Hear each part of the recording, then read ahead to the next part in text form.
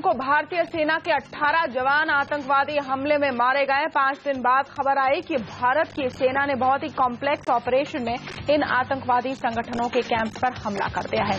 इसमें कोई दो राय नहीं कि इस ऑपरेशन के साथ भारत ने संदेश दिया है कि देश की सेना पर हमले का कड़ा जवाब दिया जाएगा। लेकिन इस बहादुरी के बाद सरकार के बयानों ने नए विवाद पैदा कर दिए हैं।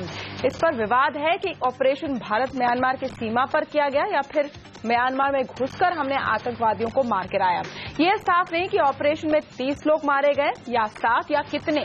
क्या आतंकवादियों पर रिटेलिएटरी स्ट्राइक था, यानी हम सीधे सीधे बदला ले रहे थे, या प्रीएम्प्टिव स्ट्राइक था, यानी ऐसे लोगों को मार गिराया जो आगे भारत पर हमला कर सकते हैं।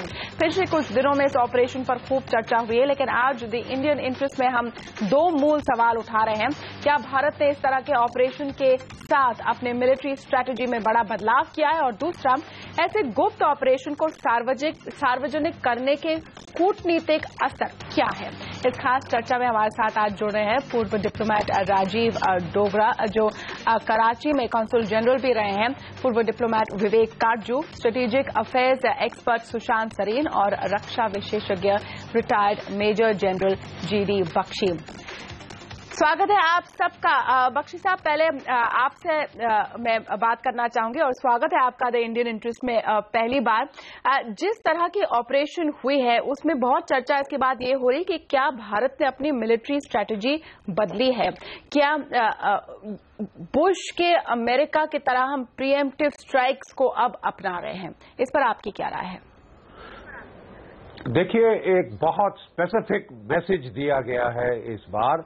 30 साल से हम टेररिज्म सहते आ रहे हैं नॉन स्टॉप। पंजाब में 10 साल, 20 साल जेएंडके में, और उसके बाद 15 साल तो सारे भारतवर्ष में खुल सिम हो चुका था। और फर्स्ट टाइम एक क्लियर, अनइक्विवोकल, अनएम्बिगुअस मैसेज दिया गया है, Indians are not for killing. अगर आप हमारे नागरिकों को, अगर आप हमारे सैनिकों का खून बहाएंगे, you will pay a price. और आप समझते हैं कि आप बॉर्डर पार करके छुप सकते हैं, you can cock a snook at us, think again. जहां भी आप होंगे, we will get to you and we will bring you to justice. ये बड़ा क्लियर मैसेज दिया गया है। कहा जाता है कि इस प्रकार के ऑपरेशंस पहले भी हुए, यस, इस प्रकार के ट्रांस बॉर्डर ऑपरेशंस हुए, लेकिन फर्क ये है वो shallow depth foot infantry operations थे। ये जो ऑपरेशन है आपके special forces, 21 special forces para जो है, उन्होंने इसको सरंजाम दिया है। हेलीबोर्न ऑपरेशन है, हेलीकॉप्टरों में गया है, और जहां तक मेरी जानकारी जाती है, ये कोई 11 किलोमीटर अंदर म्यांमार के जाकर जो 2 कैंप थे, उन गुटों के जिन्होंने हमारे जवानों का खून बहाया था, उनके खिलाफ ये ऑपरेशन किया गया है। और जो मीडिया में जो इसकी चर्चा हो रही है, उसके मुताबिक कोई 22 के करीब जो है कैजुअल्टीज उनकी हुई हैं किल्ड, और काफी कोई 11 से 12 का बात की जा रही है वुंडेड की। नाउ मेन चीज जो थी वो थी एक सिग्नलिंग देना, एक संकेत देना तमाम terrorist groups all over the world कि अब हमारी नीति बदल चुकी है, we will hit back, and at a time and place of our choosing, we will hit back hard. तो ये जो मैसेज आप बता रहे हैं जनरल बख्शी, ये उस दिन से भी साफ हो गया था जब हमारे 2 मंत्रियों ने यही बात कही कि at a time and place of a choosing हम जाकर स्ट्राइक करेंगे। तो डोगरा साहब, और आपका भी स्वागत है। पहली बार द इंडियन इंटरेस्ट में जिस तरह के चेंज इन मिलिट्री टैक्टिक की हम बात कर रहे हैं, उसको डिप्लोमेटिकली आप कैसे देखते हैं? एक तो क्या ये पहली बार हुआ है, उसमें जनरल बख्शी भी कह रहे हैं कि नहीं, पहली बार नहीं हुआ है, लेकिन जो रिटेलिएटरी स्ट्राइक और प्रीएम्प्टिव स्ट्राइक में फर्क है, क्या ये क्लियर है कि इस बार हमने क्या किया है और क्या संदेश किसको देना चाह रहे हैं?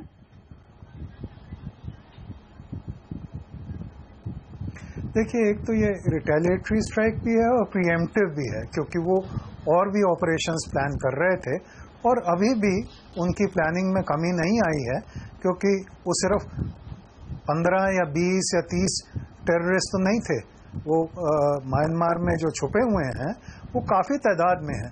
सो हमको ये नहीं सोचना चाहिए कि इस ऑपरेशन के बाद सब कुछ ठीक हो जाएगा। मुश्किलें और भी हैं आगे, और स्ट्राइक्स उनकी तरफ से और भी हो सकती हैं। पर जिस मैसेज की आप बात कर रही हैं उसके 2 पहलू हैं। एक तो ये स्ट्रेटेजिक सिग्नल है कि India is now prepare to defend its interest, कि वो अपनी सुरक्षा के बारे में ना सिर्फ चिंतित है पर एक्शन भी ले सकता है। अब कहाँ एक्शन ले सकता है, किस स्थिति में एक्शन ले सकता है, वो तो डिपेंड करता है सिचुएशन पे और हालात पे और कंट्री के ऊपर। पर मैसेजिंग अच्छी गई है, पर इसको बहुत ज्यादा सेल्फ कंग्रेचुलेटरी या चेस्ट थम्पिंग मोड पे ले जाना वो ठीक नहीं होगा। और दूसरी बात यह है कि जो मित्र देश हैं जिन्होंने इसमें सहायता की है, हमको उनकी सेंसिटिविटी का हमेशा ध्यान रखना चाहिए। बिल्कुल, और ये जो 2 पॉइंट आपने किए डॉक्टर साहब, इस पर हम और डिटेल में बात करेंगे, क्योंकि सुशांत, अगर हम देखें कि पिछले कुछ दिनों में हुआ क्या है, इस बात पर अलग अलग बयान आए कि ये हमने बॉर्डर पे किया है या म्यांमार के अंदर किया है। फिर इस बात के अलग अलग फैक्ट्स एंड फिगर्स आ रहे हैं कि एग्जैक्टली कौन से कैंप्स थे, किसके कैंप्स थे, किस तरह का स्ट्राइक था और कितने लोग मारे गए। आपको नहीं लगता कि थोड़ी और क्लैरिटी आनी चाहिए? जब भारत सरकार के 2 मंत्रियों ने खुलकर इस पर बोला है तो हमें ये तो पता होना चाहिए कि जो तस्वीरें हर जगह दिखाई गई वो सही है या गलत, और एक्चुअली हो क्या रहा है, और क्लैरिटी की जरूरत है आपके मुताबिक? देखिए, डिपेंड करता है कि सरकार की कैलकुलेशन क्या थी। यहां तक तो मैं अपने दोनों कुलीग से सहमत हूं कि ये जो अटैक था वो इफेक्ट के लिए था और एक संदेश देने की कोशिश की गई। लेकिन अब जैसे जैसे धीरे धीरे करके ज्यादा इंफॉर्मेशन निकल रही है तो ये मालूम पड़ रहा है कि ये एक लिहाज से प्रीएम्प्टिव अटैक था, रिटेलिएटरी नहीं था। क्योंकि जिन 2 कैंप्स के ऊपर अटैक किया गया वो शायद उस हमले में वो लोग इन्वॉल्व नहीं थे जो डोगरा राइफल्स के लोगों के ऊपर हुआ था, पहली बात।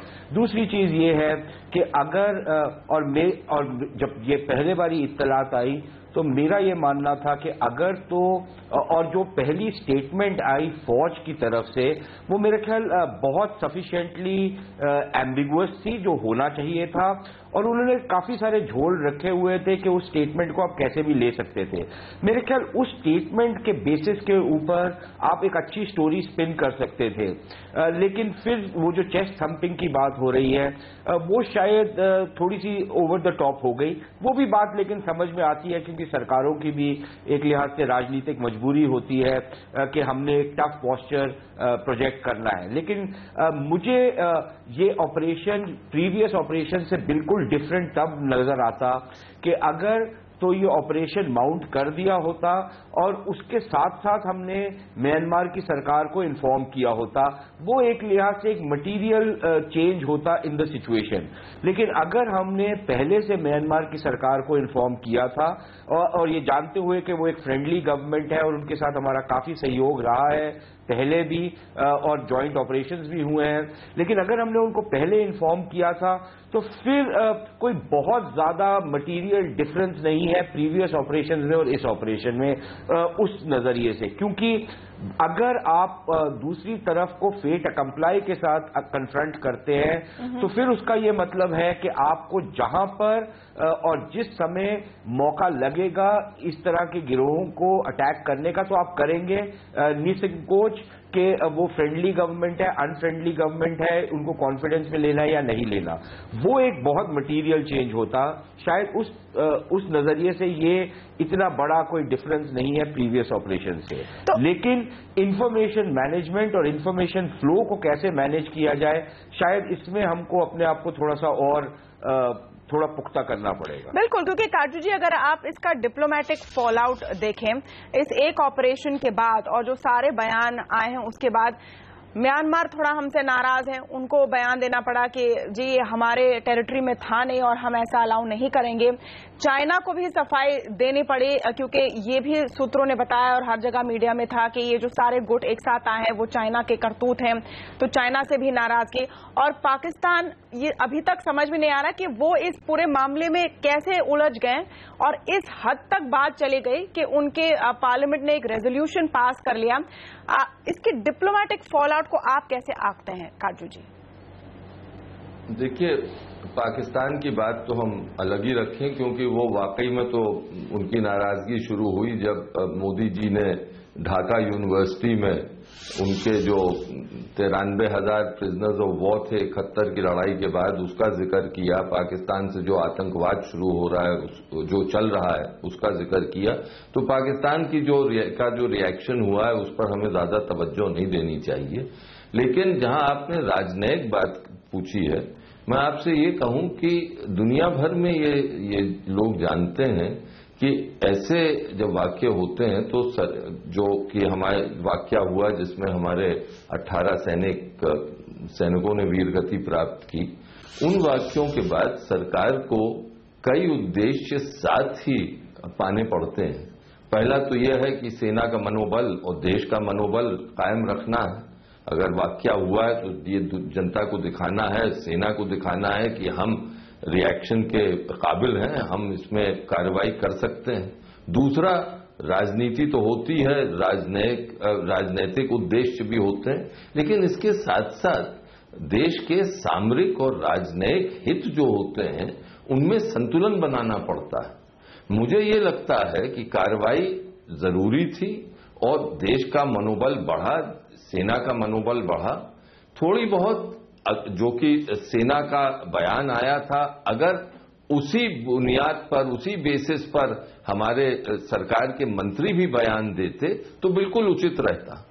जहां तक सामरिक हमारे उद्देश्य हैं वो भी पूरे होते, राजनयिक उद्देश्य भी पूरे होते, लेकिन जो मंत्रियों ने बयान देना शुरू किया उसमें और सेना के बयान में बहुत अंतर था। बिल्कुल।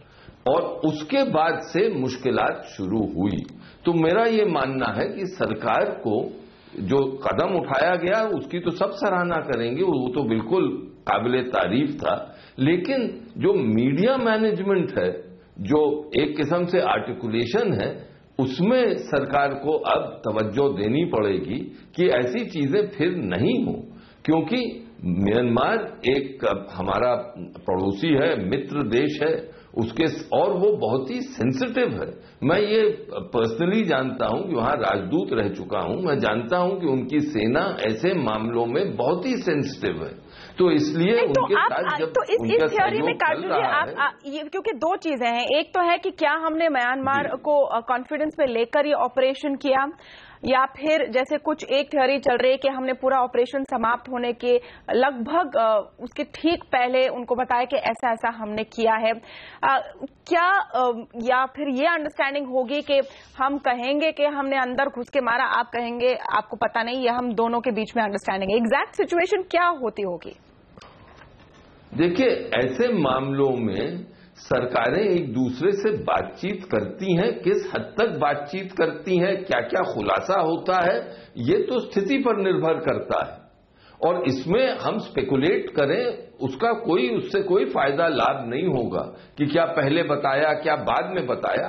बयान जिसमें म्यांमार को नाराजगी हुई, और मुझे लगता है वाजिब नाराजगी हुई, वो ये मंत्रियों का था जिसमें उन्होंने इशारा किया कि हम म्यांमार की हमने भूमि में जाके ये कार्रवाई करी। कोई भी देश, खासतौर से मित्र देश, ये कबूल नहीं करता है। सेना का बयान देखिए कितना नपातुला था। उन्होंने कहा हमने ये एक्शन लिया excuse me along the border, वो बिल्कुल उचित था।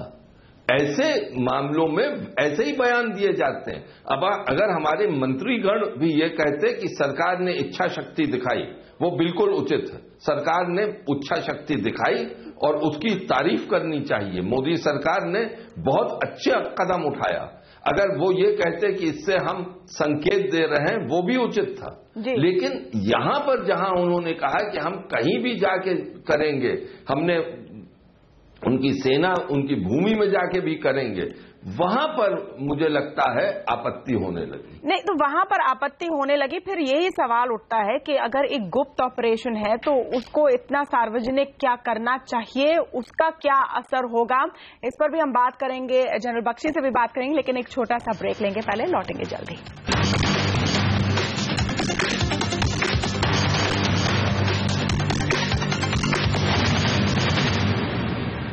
पिछले एक हफ्ते में म्यांमार में भारतीय सेना के ऑपरेशन पर आपने काफी कुछ सुना होगा, देखा होगा, पढ़ा होगा। द इंडियन इंटरेस्ट में आज हमारी कोशिश है कि हम इसे तथ्यों के साथ समझने का प्रयास करें और डिप्लोमेटिक फॉलआउट पर हमारा ध्यान यहां पर है।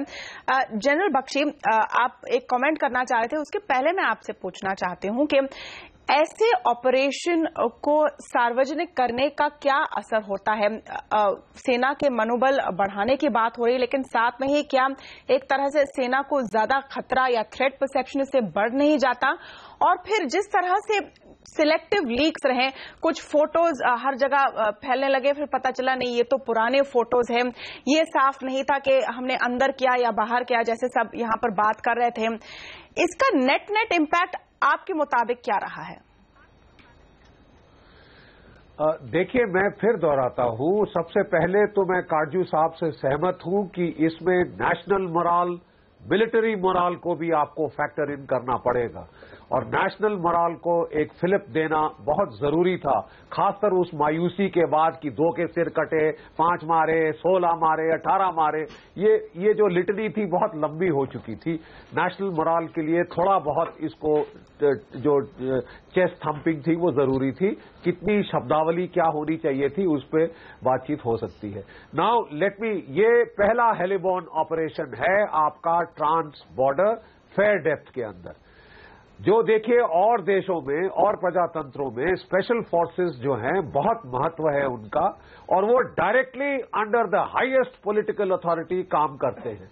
मैं आपको याद दिलाना चाहूंगा, अबाटाबाद में जो ऑपरेशन हुआ उसकी प्लानिंग में प्रेसिडेंट ओबामा खुद, उनके राष्ट्रीय सुरक्षा सलाहकार, उनके सेक्रेटरी डिफेंस, उनके commander special forces, CIA director, ये सब इन्वॉल्व थे। जब तक ऑपरेशन हुआ इट वॉज टॉप सीक्रेट। एक बारी ऑपरेशन कंडक्ट हो चुका, उन्होंने उसे खुद सार्वजनिक किया। The American president himself made a statement और इस तरह हाईएस्ट पॉलिटिकल अथॉरिटी ने उस पर स्टेटमेंट करी, खूब बातचीत खुलकर हुई और काफी सारे डिटेल उसके सार्वजनिक किए गए। 1.5 महीने के अंदर तो उस पर एक मूवी बन गई थी। आपका पॉइंट बिल्कुल सही और बहुत ही इंपॉर्टेंट है के लिए। नहीं, बहुत इंपॉर्टेंट है, और वो जो पैरेलल आपने ड्रॉ किया वो भी बहुत इंपॉर्टेंट है, क्योंकि डोगरा साहब जो अबोटाबाद इंसिडेंट की बात जनरल बख्शी कर रहे हैं, जहां ओसामा बिन लादेन को मार गिराया, यहां पर देखिए क्या हुआ। आपके सेना ने कहा कि बॉर्डर पर हमने किया, फिर 2 मंत्रियों ने कहा कि हमने म्यांमार में किया, फिर आपके रक्षा मंत्री ने कहा कि जिसको हमसे डर है वो ही चिंता में है। अब रक्षा मंत्री जब फिर से पूछा गया तो वो भी कह रहे हैं कि बॉर्डर पर हुआ। तो आपने अग्रेशन दिखाई, फिर बैक पेडलिंग की, फिर म्यांमार भी नाराज किया, फिर उनको आप रिझाने के लिए फिर बैक चैनल्स इस्तेमाल कर रहे हो। क्या जिस तरह से अबोटाबाद के बाद अमेरिका एक आवाज में एक चीज कह रहा था, हम थोड़े से कंफ्यूज लग रहे हैं इस पूरे ऑपरेशन के बाद?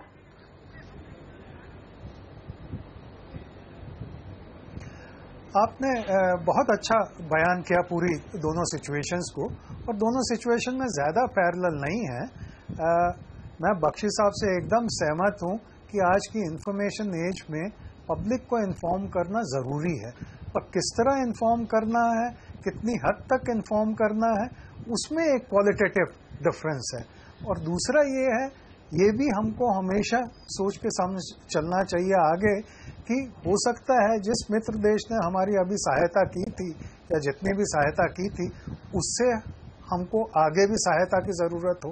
तो इसलिए मैंने पहले भी कहा कि उनकी सेंसिटिविटी का हमको ख्याल करना चाहिए, और ना सिर्फ उनकी सेंसिटिविटी का, जब मैंने स्ट्रेटेजिक सिग्नलिंग कहा कि हो सकता है कल को नेपाल या और किसी देश जो पास में है या दूर है उनकी जरूरत पड़ सके, अगर उनको ये मैसेज गया कि देखो भारत ने आके वो सॉवरेनिटी का ख्याल किए बगैर अपना ऑपरेशन कर लिया और चले गए, या दूसरी तरफ से कि भारत ने उसकी फीलिंग्स का कोई जिक्र नहीं किया, कोई कंसिडरेशन नहीं की और जो कहा बोल दिया, तो ये सब इनकी इम्प्लीकेशंस हैं जिसको आपने बहुत बारीकी से कहा है कि डिप्लोमेटिक इसके फॉलोआउट्स क्या होंगे।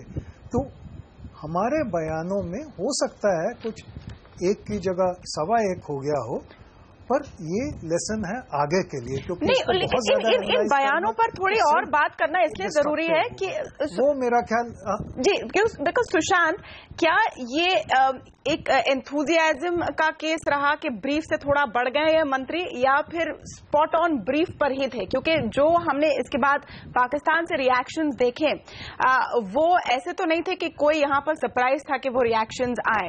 और फिर ये भी सवाल उठता है कि जब हम म्यांमार में ऑपरेशन कर रहे हैं तो उस वक्त इस पूरे कॉन्वर्सेशन में पाकिस्तान को लाने की क्या जरूरत थी इस समय?